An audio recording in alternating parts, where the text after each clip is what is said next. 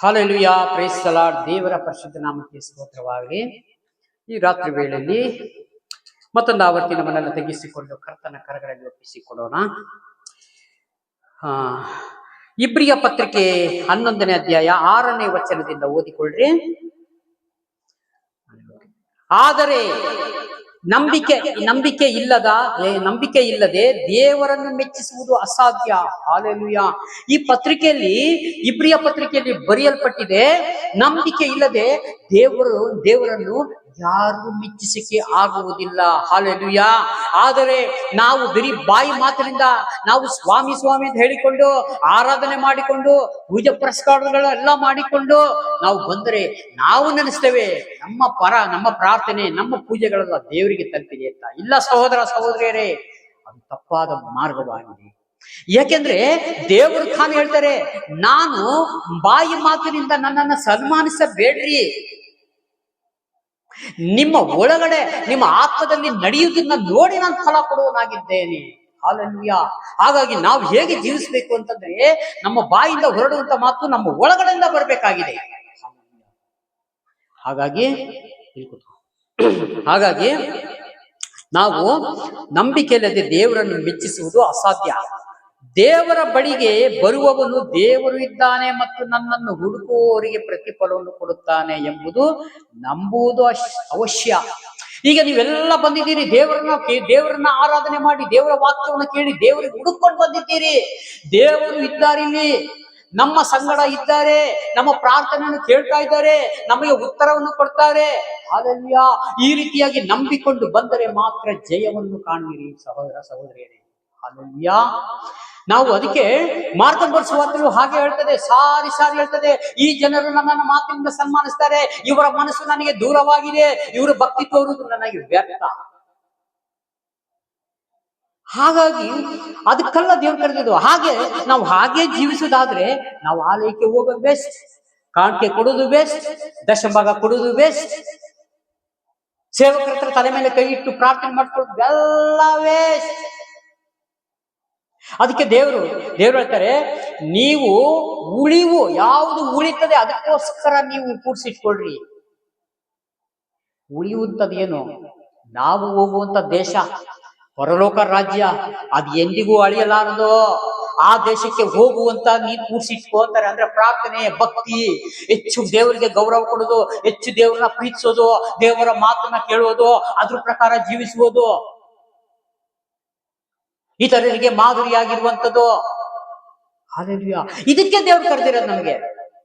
ನಾವೇನೋ ಹೋಗಿ ಕಣ್ಣೀರಿನಿಂದ ಪ್ರಾರ್ಥನೆ ಮಾಡಿ, ದೇವರೇ ನನಗೆ ಜಯ ಕೊಡಪ್ಪ, ಅದ್ಭುತ ಆಗಿದೆ ಮೇಲೆ ದೇವ್ರು ಬೇಡ ಆಯ್ತಲ್ಲ, ದೇವರಿಂದ ಸಹಾಯ ಸಿಕ್ಕಾಯ್ತು, ಇನ್ಯಾಕೆ ದೇವ್ರು ನಮಗೆ?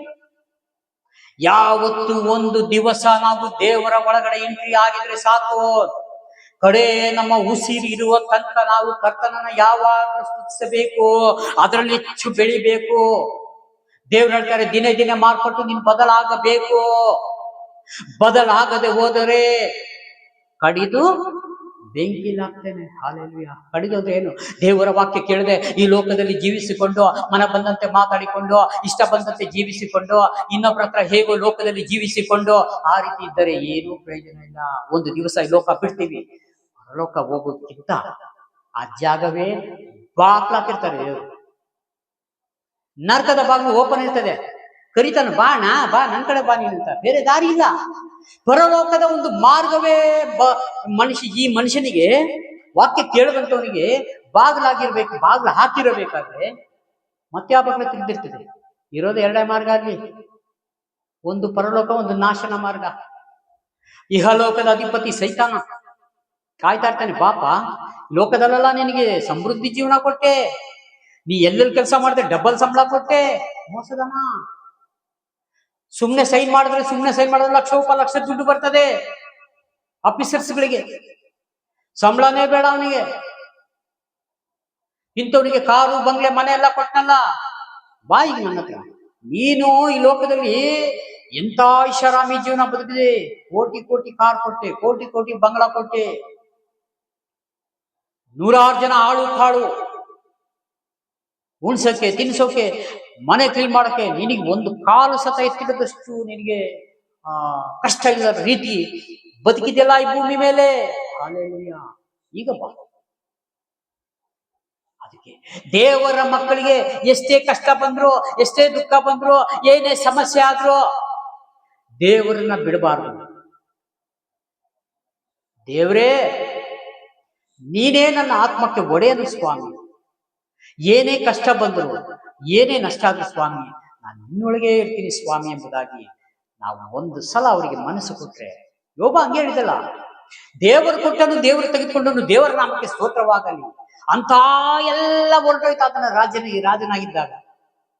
ಮೈ ಗಾಯ ಆಗಿ, ಪರಿಸ್ಥಿತಿಯಾಗಿ, ಊಟ ಇಲ್ಲ, ಅಂತಹ ಸ್ಥಿತಿ ಬಂದಿದೆ ಯೋಬ. ಸ್ವಂತ ಹೆಂಡತಿ ಹೇಳ್ತಾಳೆ, ದೇವ್ರು ದೇವ್ರು ಅಂತ ಹೇಳ್ತಿಲ್ಲ, ದೇವ್ರು ದೇವ್ರು ಅಂತ ಹೇಳಿ ಶಪಿಸಿ ಬಿಟ್ಟು ಹೋಗು ಸಾಯಿ ನೀನು. ಹಲ್ಲೆಲೂಯಾ. ಹೆಂಡತಿ ಹೇಳುದು. ಅದಕ್ಕೆ ಆತನ ಹೇಳ್ತಾನೆ, ದೇವ್ರು ಕೊಟ್ಟಿದ್ದಾನೆ, ದೇವ್ರ ನಮ್ಗೆ ಸ್ತೋತ್ರ. ಇಷ್ಟು ಹೇಳಿದ ತಕ್ಷಣ ಅವನಲ್ಲಿ ಕಾಡುತ್ತಿರೋ ದುರಾತ್ಮನ ಬಿಟ್ಟೋದ ಸೈತಾನ. ದೇವ್ರ ಹತ್ರ ಮಾಡ್ಕೊಳ್ಳತ್ತ, ಇನ್ನು ನಾನು ಯೋಬನಿಗೆ ಪರೀಕ್ಷೆ ಮಾಡಕ್ಕಾಗಲ್ಲ, ಇನ್ನು ಜೇಸುಗೆ, ಇನ್ನು ಕುಮಾರ್ಗೆ ನಾನು ಪರೀಕ್ಷೆ ಮಾಡಕ್ಕಾಗಲ್ಲ, ಇವ್ರು ಗಟ್ಟಿಯಾಗಿ ನಿಂತ್ಕೊಂಡಿದ್ದಾರೆ, ಇವ್ರಿಗೆ ನಾನು ಏನು ಮಾಡಕ್ಕಾಗಲ್ಲ ಸ್ವಾಮಿ, ನನ್ನ ತಪ್ಪಾಯ್ತು ದೇವ್ರೆ. ಅವಾಗ ನಿಮಗೆ ಒಂದು ಆಟೋ ರಿಕ್ಷಾ ಇರೋದು 2 ಆಯ್ತು, ನಿನಗೆ ಒಂದು ಮೋಟರ್ ಬೈಕ್ ಇರೋದು 2 ಆಯ್ತು, ಎಲ್ಲ ಡಬಲ್ ಆಶೀರ್ವಾದ. ಇದು ಪರೀಕ್ಷೆ ಮಾಡಿದ ಮೇಲೆ ದೇವ್ರು ಕೊಡುವಂತ ಆಶೀರ್ವಾದ ಇದೆ. ದುರಾತ್ಮನ ಕೊಡೋದು ದಿಢೀರಂತ ಆಶೀರ್ವಾದ, ಬೇಗ ಸ್ಪೀಡ್. 2 ವರ್ಷದೊಳಗೆ ಮನೆ ಕಟ್ಬೋದು. 44 ವರ್ಷ ನಾನು ಕೆಲಸ ಮಾಡಿದೆ ಶಿವಮೊಗ್ಗ ಪಟ್ಟಣದಲ್ಲಿ, ಒಂದು ರೂಪಾಯಿ ಮನೆ ಕಟ್ಟಿಲ್ಲ. ದೇವರನ್ನು ನೋಡಿದೆ. ದೇವರು ಹೇಳಿದ್ರು, ನಿನ್ನಲ್ಲಿ ಒಳಗಡೆ ಇರೋ ಕೆಟ್ಟ ಆಲೋಚನೆಗಳ ತೆಗೆದಾಕು, ನನ್ನ ಆಲೋಚನೆ ನೀನಿಟ್ಕೋ, ನಿನಗೆ ಅನ್ನಪಾನಗಳನ್ನ ಕೊಟ್ಟು ನಾನು ನಡೆಸ್ತೇನೆ ಅಂತ. ಹಲ್ಲೆಲೂಯಾ. ಅವರನ್ನು ನೋಡ್ಕೊಂಡೆ ನನ್ನ ಕುಟುಂಬ ಇವತ್ತು ನಡೀತಾರೆ. ಸತ್ಯ ನಾನು ಹೇಳ್ತೀನಿ, ಸುಳ್ಳು ಹೇಳಲ್ಲ. ಪ್ರಕಟಣೆ 21:8 ಹೇಳ್ತಾ ಇದ್ರಲ್ಲ, ಮಾಟಗಾರರು ಇವರೆಲ್ಲ ಏನಾಗ್ತದೆ, ಸುಳ್ಳುಗಾರರು ಬಾರಿ ಇದೆ, ವಿವರಣೆ ಮಾಡೋ ಟೈಮ್ ಇಲ್ಲ. ಇವರೆಲ್ಲ ಎಲ್ಲಿಗೆ ಹೋಗ್ತಾ ಇರ್ತಾರೆ? ಅಗ್ನಿಗಂಧಕ ಕೆರೆ 2ನೇ ಮರೋಣ,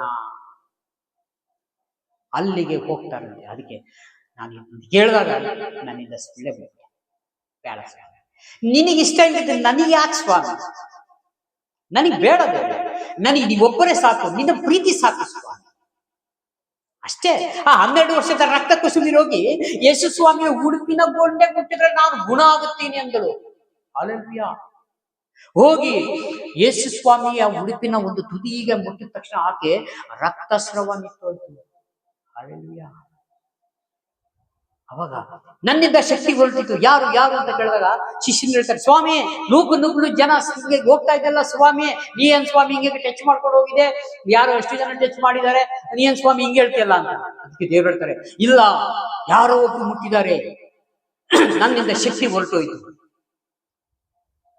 ಅವಾಗ ಯಾರು ಅಂತ ಹೇಳಿದ್ರು, ಆ ಸಹೋದರಿ ಮಣ್ಕಾಳು ಹಾಕೊಂಡು ಎದುರ್ಕೊಂಡು, ಸ್ವಾಮಿ ನಾನೇ, ಯಾಕೆ ಈ ರೀತಿಯಾಗಿ ಅಂತ ಸಂಗತಿಯಿಂದ ಹೇಳುವಾಗ ಯೇಸು ಸ್ವಾಮಿ ಆಕೆ ನೆಬ್ಬರಿಸಿ, ನಿನ್ನ ನಂಬಿಕೆಯೇ ನಿನ್ನ ಸ್ವಸ್ಥ ಮಾಡು. ಹಲ್ಲೆಲೂಯಾ.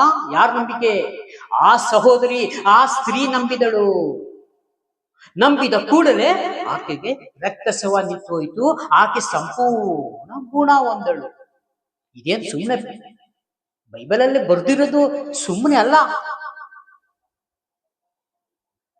ಜೀವ ಸ್ವರೂಪನಾದ ದೇವರು ಈ ಭೂಮಿ ಮೇಲೆನೆ ಮಾಡಿರುವಂತ ಮಹತ್ ಕಾರ್ಯ, ಅದ್ಭುತ ಕಾರ್ಯವಾಗಿದೆ.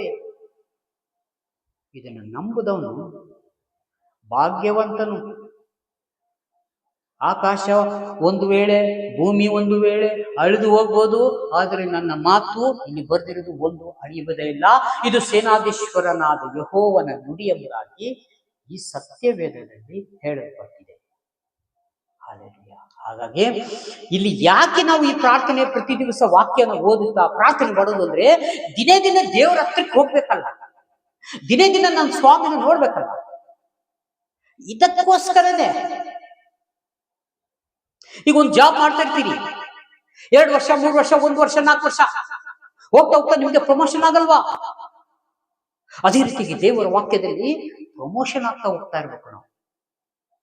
ನಮ್ಮನ್ನ ನಾವು ತಗ್ಗಿಸ್ಕೊಂಡು ಹೋಗ್ಬೇಕು, ದೊಡ್ಡಸ್ಕೆ ಮಾಡ್ಕೊಳ್ಳೋಂಗಿಲ್ಲ. ಅಲ್ಲಿ ತಗ್ಗಿಸಿಕೊಂಡು, ದೇವರೇ ನೀನೇ ನನ್ನ ಆಧಾರ, ನೀನೇ ನನ್ನ ವಾಕ್ಯ ತೋರಿಸಿಕೊಡು, ನೀನು ಮಾತನಾಡಪ್ಪ, ನಾವು ಕೇಳ್ತೀವಪ್ಪ ಅಂತ ಹೇಳಿ ಯಾರು ಮುಂದೆ ಮುಂದೆ ಹೋಗ್ತಾರೋ ಅವ್ರಿಗೆ ಆತ್ಮಿಕ ಆಹಾರ, ಆತ್ಮಿಕ ನುಡಿಗಳನ್ನ ದೇವರ ತಾನೇ ತಿಳಿಸಿಕೊಡ್ತಾರೆ. ಈ ಕೊಟ್ಟಂತ ಸಂದೇಶಕ್ಕಾಗಿ ಸ್ತೋತ್ರ ಮಾಡ್ಕೊಂಡು ಚಿಕ್ಕ ಪ್ರಾರ್ಥನೆ ಮಾಡೋಣ. ಎಲ್ಲ ಕಣ್ಮುಚ್ಚಿ. ಪ್ರೀತಿ ಸ್ವರೂಪನಾದ ದೇವರೇ, ಮಾನವ ಕುಲಕ್ಕೆ ಶ್ರೇಷ್ಠವಾದ ದೇವರೇ, ಆಕಾಶ ಭೂಮಿ ಅಳೆದೋಬಹುದು ನಿಮ್ಮ ಮಾತು, ನಿಮ್ಮ ವಾಕ್ಯ ಮುಚ್ಚನ ಒಂದು ಅಳೆಯುವುದಿಲ್ಲ. ಸೇನಾಧೀಶ್ವರನಾದ ಯೆಹೋವನ ನುಡಿಯಾಗಿದೆ. ತಂದೆ, ಮಗ, ಪವಿತ್ರಾತ್ಮನ ಹೆಸರಿನಲ್ಲಿ ಪ್ರಾರ್ಥಿಸುವಾಗ ಕರ್ತನೇ, ವಿಡಿಯೋ ಮುಖಾಂತರ ನೋಡುತ್ತ ಪ್ರತಿಯೊಂದು ಸಹೋದರ ನೆನೆಸಿ ನಿಮ್ಮ ಪ್ರಾರ್ಥನೆ ಕೇಳಿದಕ್ಕಾಗಿ ಸ್ತೋತ್ರ ಸ್ವಾಮಿ. ಬಂದಿರೋ ಸಹೋದರರಿಗೆ ನಿಲ್ಲಿಸಿ ಎಲ್ಲ ನಿಲ್ಲಿಸಿ ಪ್ರಾರ್ಥನೆ ಮಾಡ್ತೀನಿ. ಯೇಸು ಸ್ವಾಮಿ ಹೆಸರು ಬೇಡ್ತೀನಿ ಜೀವಳ ತಂದೆ. Praise the Lord. God bless you. ದೇವರೆಲ್ಲರನ್ನು ಆಶೀರ್ವದಿಸಲಿ.